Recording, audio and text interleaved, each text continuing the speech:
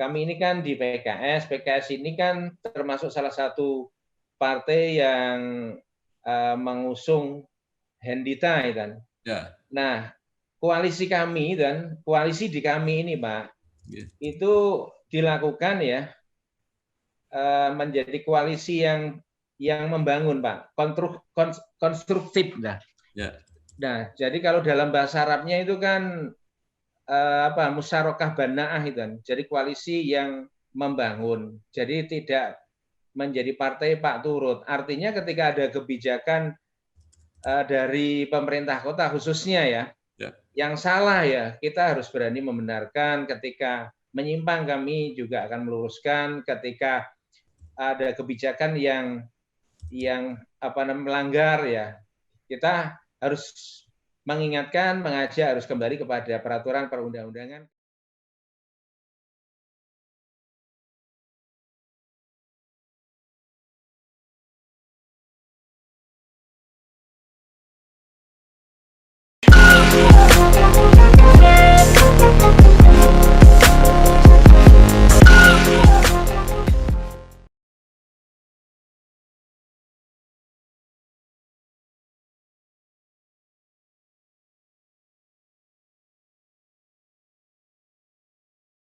Assalamualaikum warahmatullahi wabarakatuh. Waalaikumsalam warahmatullahi wabarakatuh. Bersama saya Bambang Sadono di channel Inspirasi Jawa Tengah. Mudah-mudahan channel ini bisa memberi inspirasi, memberi motivasi, edukasi, informasi, syukur bisa membantu mencari solusi. Saya sudah bersama dengan Bapak Haji Muhammad Afif LC, Wakil Ketua DPRD Kota Semarang dari Partai Keadilan Sejahtera. Apa kabar Pak Afif? Alhamdulillah baik Pak. Ya, saya mau mengajak berbincang-bincang mengenai masa jabatan Pak Hendi dan Bu Ita yang kedua ini, karena PKS juga salah satu pendukung, bukan salah satu, kan semua juga mendukung hingga jadinya calon tunggal. Nah, mungkin PKS punya pertimbangan-pertimbangan sendiri kenapa mendukung Pak Hendi dan Bu Ita.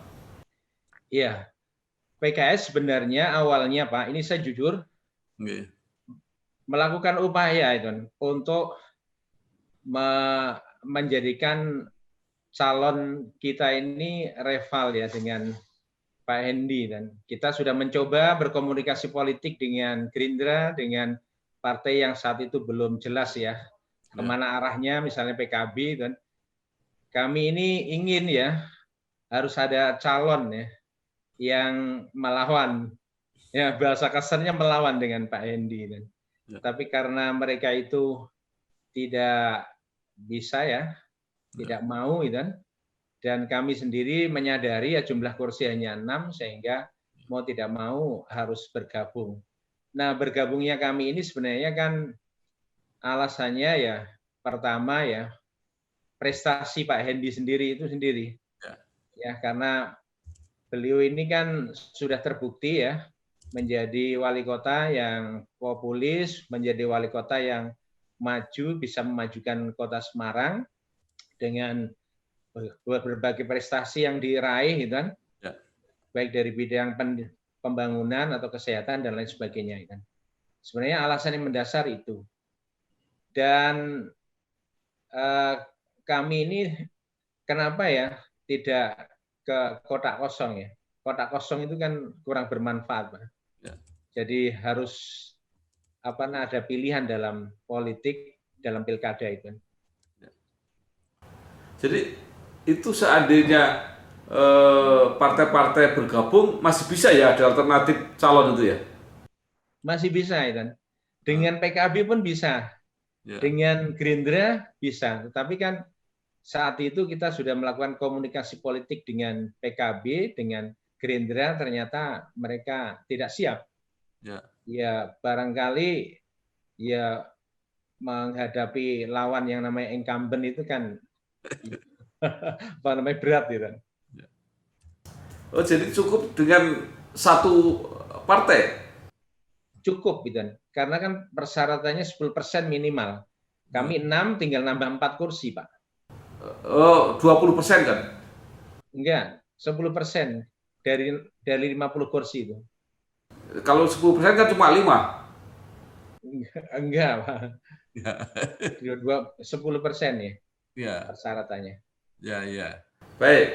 Nah, sekarang menurut apa PKS atau menurut apa serapan di masyarakat, tadi kan Pak Endi dianggap performanya bagus lah ya periode pertama. Itu ada nggak catatan-catatan yang perlu diperbaiki? Iya, setiap manusia itu kan ketika dikatakan dia itu orang hebat, orang yang apa namanya populer, orang yang terkenal gitu, pasti ada ya catatan gitu kan, catatan. Ya di antaranya ya kami ini mendorong gitu kan Pak Wali Kota ini, Pak Hendita ini untuk apa namanya memperhatikan sarana prasarana yang terbengkalai, sebagian ya masih ada kerusakan-kerusakan itu ya. Terus kemudian di sisi yang lain mungkin pengembangan peningkatan SDM itu kan. Ya. Ya, misalnya sebagai wali kota ya, kalau misalnya punya program pemenuhan hak dasar masyarakat itu, ya berarti kan mencari bibit-bibit unggul yang dari kalangan orang tidak mampu gitu kan. Kemudian disekolahkan gitu kan sampai sekolah yang tinggi, lebih tinggi. Dan itu pernah dilakukan oleh daerah lain gitu kan. Mungkin itu catatan dari sisi pendidikan. Kemudian juga dalam hal ini ya, keberlangsungan program itu misalnya ya, memberikan insentif pada mudin, pada guru-guru ngaji itu kan sempat juga Ya. berhenti kan. Hmm. Nah, bagaimanapun kalau sebagai wali kota semestinya harus apa namanya mengupayakan bagaimana program yang bagus yang menyentuh pada masyarakat ini bisa berjalan dengan baik. Dan kami sebenarnya bisa memahami ya, memaklumi pada saat pandemi itu. Program itu tidak jalan. Tapi saya melihat di tahun 2021 itu kayaknya juga sudah tidak ada itu program itu. Itu kalau sekolah itu kan bisa dititipkan, Pak. Bisa dititipkan di sekolah-sekolah yang memang programnya begitu. Sekarang kan sudah ada sekolah yang gratis, sepenuhnya dibayari untuk anak miskin, itu kan ada. Apa maksudnya ini harus pemerintah gitu yang menyelenggarakan? Enggak, maksud saya sampai perguruan tinggi lah. Oh, Dosa Jawa ini ditutki lho, Pak. Kan eman-eman ya, ada orang yang berkualitas dan sekolah pendidikan hanya sampai SLTA. Jadi pemerintah kota ini semestinya punya program lanjutan untuk memberikan beasiswa orang-orang tertentu dan disekolahkan di perguruan tinggi. ya. Nah, itu apakah sebagai DPRD tidak punya ruang untuk memasukkan anggaran semacam itu? Ya sebenarnya punya kan, tapi saat ini memang belum ada yang mengusulkan itu barangkali. Ya. Jadi mungkin PKS mau melopori untuk mengusulkan itu gitu. Ya. Nah, terus Semarang ini Pak, kan apa ya? Justru dari pihak kalangan dunia pendidikan, khususnya pendidikan tinggi sendiri yang merespon bahwa Semarang ini cocok untuk lokasi pendidikan tinggi. Banyak mahasiswa dan orang tua yang cukup nyaman kalau anaknya sekolah di Semarang. Itu apa yang direspon oleh pemerintah kota? Ya sebenarnya pemerintah kota ini apa namanya memperhatikan perguruan tinggi yang sudah ada dan berdasarkan kajian tidak semua perguruan tinggi khususnya swasta itu bisa berjalan dengan baik gitu kan. Karena mungkin persaingan dan kalau kita perhatikan kan ada dulu Akop itu juga gulung tikar, kemudian kampus yang lainnya. Nah, Semarang itu dengan adanya Undip, ada perguruan tinggi negeri yang lainnya, itu kan saya kira juga Pak Wali itu memahami juga kalau misalnya mau dibangun ya perguruan tinggi lagi, tetapi karena wilayahnya yang sempit itu kan tidak memungkinkan, dan sah-sah aja itu misalnya membangun perguruan tinggi lagi, tapi dengan melihat adanya kondisi perguruan tinggi yang sudah ada dan sebagian ada yang belum tikar, ya mestinya harus kehati-hatian itu, hati-hati itu. Ya,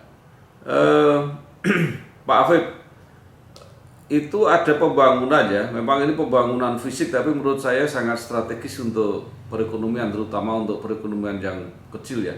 Itu kompleks Johar kenapa nggak selesai-selesai itu bertahun-tahun? Iya, sebenarnya upaya yang dilakukan oleh DPRD itu kan mendorong pemerintah kota itu kan untuk menyelesaikan, menyempurnakan pembangunan itu sudah dilakukan ya. Dan pemerintah kota ini kan juga sudah ada upaya untuk melobi ke pusat itu kan, dan sudah pernah Pak Jokowi kunjungan ke Johar itu kan, dan melihat langsung, dan waktu itu sudah pernah berjanji kan, berjanji insya Allah kita atau kami akan selesaikan, sempurnakan pembangunan itu. Tapi sampai saat ini karena pandemi saja ini Pak, faktor pandemi ini sehingga mengalami hambatan itu kan. Tapi upaya usaha untuk menyempurnakan sudah dilakukan kerjasama pemerintah kota dengan DPRD kan. Ya. Tapi kalau melihat desainnya apa, itu bisa kembali lagi tuh para pedagang itu. Kalau lihat desainnya kan seperti artifisial gitu ya, seperti lebih jadi tempat kayak tempat wisata gitu ya. Iya. Ya. Ya kalau untuk kembali semula seperti dulu ya nggak bisa itu kan. Ya. Dan masyarakat kita ini kan cenderung berdagang itu kan di tempat-tempat yang sederhana ya kan, Ya. di pinggiran, di emperan, yang awal-awalnya itu kan banyak sekali kan yang menjadi PKL itu. Ya. Ketika misalnya dibangun itu, apakah nanti mereka bisa berdagang lebih nyaman dan tentunya yang diharapkan bisa laris seperti semula kan? Ya. Tentu jawabannya ini tergantung nanti bagaimana setting dan bimbingan dari pemerintah kota kan. Ya. Kalau melihat gambaran sepintasnya kan berarti orang-orang yang lama dulu di situ mereka terpinggirkan dan akan diganti oleh pedagang-pedagang yang lebih apa ya lebih tinggi lah kualitasnya, mungkin bisa sewa, mungkin barang-barangnya lebih bagus dan sebagainya itu. Iya, kalau lihat settingnya begitu. Ya. Seperti halnya inilah Pak, Pasar Bulu itu kan. Ya. Dulu Pasar Bulu sebelum direnovasi, sebelum dijadikan sebagai pasar modern kan, pedagang di situ rame. Ya. Nah, begitu dibangun ya, ada yang tidak mau masuk ke atas dan pengennya di emperan, di luar itu kan. Ya karena ya takut Ya. tidak laku dan itu benar. Dan sekarang ini kan kalau kita bandingkan Pasar Bulu dulu dengan sekarang kan sangat berbeda. Kalau ditanya masyarakatnya bagaimana itu tentang penjualannya itu kan, pasti ada yang mengatakan menjawab, wah lebih ramai dulu. Dan Ya. Johar nanti diperkirakan juga seperti itu. Ya. Kan di samping Johar itu kan juga ada matahari ya. Dulu. Dulu pernah ada Ya. matahari kan. Ya. Dan harapannya kan bisa menyedot Ya. orang-orang yang biasa belanja di pasar Johar. Tapi kenyataannya seperti itu. Sekarang kan Ya. mangkrak itu. Dan sekarang digunakan oleh orang-orang tertentu yang tidak semuanya tingkatan itu diisi. Ya. Nah, itu juga terjadi di pasar Peterongan juga terjadi begitu. Nah, maksud saya apakah DPRD terutama setuju bahwa pengelolaan renovasi pasar ini pada akhirnya malah menggusur pedagang-pedagang kecil itu dan ditempati oleh pedagang-pedagang yang lebih besar, yang lebih mampu gitu. Ya pikiran DPRD saat itu kan ya pertama ya melihat kondisi pasar kumuh dan kemudian kota ini kan juga ingin menjadi kota yang maju dan kota yang indah itu kan, yang indah itu kan, supaya tujuannya untuk menertibkan ya, membangun keindahan-keindahan dan juga di samping memberikan kenyamanan kepada pedagang. Tapi kenyataan seperti ini ya gimana lagi, Pak? Ya. Apakah tidak mungkin misalnya ada fasilitasi ya? Jadi misalnya yang jadi berat itu kan kalau harus sewa mereka. Misalnya ada cara-cara tertentu apakah mereka dibantu, dimudahkan itu, apalagi ini kan anggarannya APBN kalau nggak salah. Jadi dulu janjinya kan mereka dikembalikan ke situ, tidak usah sewa gitu ya, atau mungkin difasilitasi modal dan sebagainya, sehingga pada prinsipnya yang dulu berasal dari situ bisa kembali gitu. Iya, ya sebenarnya untuk upaya subsidi atau membackup ya secara dana untuk mereka itu ya, karena program pemerintah ini terutama pemerintah kota itu kan sangat sangat banyak ya kan, sehingga cenderung ya terserah mereka itu kan. Dan sebenarnya tidak boleh ya bagi pemerintah kota itu ketika membangun sebuah pasar yang tadinya ramai menjadi sepi ya, tidak ada upaya membantu. Nah ini yang menjadi pikiran kita bersama dan bagaimana yang dulunya ramai bisa tetap ramai bahkan lebih ramai kan. Nah seperti itu Pak. Ya, itu kan apa ya? Kalau itu memang benar terjadi kan apa paradok gitu ya. Karena di satu sisi kan pemerintah kota juga, terutama Bu Wali Kota itu sangat gencar ingin membantu UMKM misalnya. Nah ini yang sudah ada aja malah susah gitu. Iya, iya. Ya. Iya karena membantu UMKM ini kan juga dananya kan tidak hanya dari APBD Pak. Ya. Karena ada Menteri Koperasi yang mereka punya program ya menghidupkan, menggairahkan UMKM ini, karena UMKM itu menjadi tulang punggung ekonomi masyarakat ya. Terus dari pemerintah kota merespon ya bagaimana dana itu bisa terserap di kota UMKM yang ada di Kota Semarang. Dan saya selalu mengingatkan ya pemberian suntikan dana itu kan untuk UMKM itu semestinya harus ditindaklanjuti dengan pelatihan. Pelatihan ini juga harus sampai mahir, sampai mereka itu bisa mandiri. Ketika mereka sudah mandiri bisa memproduksi kan barang-barang yang didagangkan ya sesuai dengan skill, kemampuan dan bidang mereka itu semestinya juga harus ada fasilitasi oleh pemerintah kota, ya ini memasarkan itu. Jadi tidak kemudian ibaratnya ya bantu seperti makan ayam itu loh. Ya. Ya, pure itu kan. Tapi harus ada tindak lanjut ya dengan pembinaan, terus monef ya. Setelah itu sampai ke pemasaran itu dibantu juga itu supaya ekonomi ini bisa tumbuh dengan baik. Ya. Pak Afif, itu juga ada keluhan ya. Itu kan ketika normalisasi banjir kanal timur itu kan banyak sekali PKL yang dipindahkan. Nah, mereka juga masih mengeluh katanya tempatnya yang baru itu belum sepenuhnya nyaman sehingga bisa mengembalikan mereka ke penghasilan mereka seperti dulu. Nah, kalau ada hal begitu, gimana caranya pemerintah kota membantu? Ya, memang ini masalah klasik, Pak. Ya.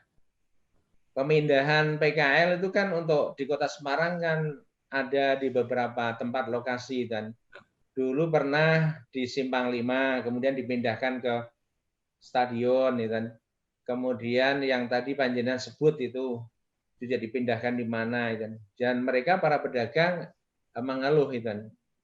Ya, ini perlu memang ada bantuan dari pemerintah kota, bantuan untuk sosialisasi secara masif, diumumkan ya, disosialisasikan kepada masyarakat. Ini cara membantunya itu. Terus yang kedua ya tentu saja masalah lokasi ini, kalau misalnya akses jalan ya tidak bagus, tidak baik, gitu, itu juga harus dibangunkan. Gitu. Kemudian berikutnya memang apa namanya, masyarakat terutama para pedagang itu sendiri tidak kemudian mengandalkan sepenuhnya kepada pemerintah. Berarti harus ada kreativitas ya, berinovasi bagaimana ya kan caranya mendagangkan dagangannya itu, memperdagangkan dagangannya itu bisa laku. Tapi memang tidak mudah, Pak. Secara teori itu gampang gitu. Makanya kenapa masyarakat ketika dipindahkan itu bergejolak ya, masalahnya ini urusan perut. Pokoknya kalau yang menyangkut masalah urusan perut, ya biasanya banyak yang nggak rela, banyak yang nggak ridho, kemudian ketakutan, gamang ya, kemudian dihantui dengan tadi pertama masalah tempat yang tidak ramai, terus masalah dagangannya, kan seperti itu, Pak. Ya, tapi suara-suara mereka itu tetap didengarkan ya, supaya supaya pemerintah kota mencari solusi. Nah, saya satu lagi, ini sebenarnya kan cukup kreatif ya, pemerintah kota membangun kota lama. Nah, itu kan tujuannya juga supaya UMKM itu bisa mengambil peran di situ. Sebentar lagi akan membuat simpang 5 underground. Nah, itu juga gimana caranya Pak Afif supaya mendorong bahwa benar-benar UMKM itu punya kesempatan untuk memanfaatkan peluang itu. Iya, iya sebagai wakil rakyat tentu saja harus selalu mengingatkan, ya. Mengingatkan ya Pak Wali dan ketika membangun sebuah bangunan tertentu, mengembangkan tadi ya kota lokasi tertentu, kan kalau janjinya kan untuk nyedot menarik UMKM lah. Makanya nanti Pak Wali diingatkan lah, jangan sampai data UMKM yang sudah ada itu dan tidak semuanya memang hidup, kan? Terutama yang UMKM yang aktif, yang hidup itu ya diberitahu lah. Terus kemudian diberi kesempatan lokasi untuk berdagang di tempat-tempat tersebut. Terus masalah nanti aturannya itu ya dibuatlah kesepakatan dengan pedagang itu. Jadi jangan sampai pemerintah itu cuma membangun ya, tapi tidak woro-woro ya, tidak kemudian nyenggol narik ya para UMKM. Seperti itu, Pak. Ya, baik Pak Muhammad Afif, mungkin masih ada hal yang ingin disampaikan baik kepada wali kota, wakil wali kota, pada masyarakat. Iya, seperti yang diketahui oleh Pak Bambang, oleh kita semuanya bahwa kami ini kan di PKS. PKS ini kan termasuk salah satu partai yang mengusung Hendita, kan. Ya. Nah, koalisi kami dan koalisi di kami ini, Pak, itu dilakukan ya menjadi koalisi yang membangun, Pak, konstruktif, nah. Ya. Nah, jadi kalau dalam bahasa Arabnya itu kan musyarakah banaah itu kan. Jadi koalisi yang membangun. Jadi tidak menjadi partai Pak Turut. Artinya ketika ada kebijakan dari pemerintah kota khususnya ya, yang salah ya kita harus berani membenarkan. Ketika menyimpang kami juga akan meluruskan. Ketika ada kebijakan yang melanggar ya, kita harus mengingatkan, mengajak harus kembali kepada peraturan perundang-undangan. Ketika melihat atau mendengar kebijakan yang tidak berpihak kepada masyarakat, berarti merugikan masyarakat, ya kami terus berjuang bagaimana ya pemerintah ini bisa memiliki kebijakan yang selalu berpihak kepada masyarakat. Terus yang kedua, Pak, ya kami ini karena tergabung dalam koalisi partai-partai yang mengusung Hendita, kan, maka kami terus mengawal program-program beliau berdua ini, mulai dari penguatan ekonomi, ada peningkatan SDM, pemenuhan hak dasar masyarakat, peningkatan sarana prasarana pembangunan di Kota Semarang, sampai masalah pelayanan publik atau pelayanan masyarakat. Kami akan kawal, dan kami juga berusaha untuk membackup bersama-sama partai yang lain bagaimana Hendita ini bisa mencapai visi yang didengung-dengungkan, yakni menjadikan Kota Semarang lebih hebat. Kalau sebelumnya kan hebat. Ya. Berarti di situ kan memberikan makna pengertian ya bahwa Pak Hendi ini akan menjaga, merawat ya kebaikan yang selama ini dilakukan, kemudian ingin menjaga, mempertahankan prestasi-prestasi yang pernah diraih, dan di samping juga pengembangan tadi yang sudah saya sebutkan, pengembangan ekonomi, pengembangan dan seterusnya itu. Ya. Saya kira itu Pak Bambang yang perlu saya sampaikan. Terima kasih Pak Haji Muhammad Afif LC, Wakil Ketua DPRD Kota Semarang dari PKS. Mudah-mudahan semua harapannya tercapai dan tetap mengontrol ya. Saya senang tadi tidak jadi Pak Turut, tapi kalau berkata koalisi konstruktif, jadi kalau ada yang nggak lurus juga diluruskan. Ya. Luruskan. Terima kasih. Wassalamualaikum. Waalaikumsalam warahmatullahi wabarakatuh.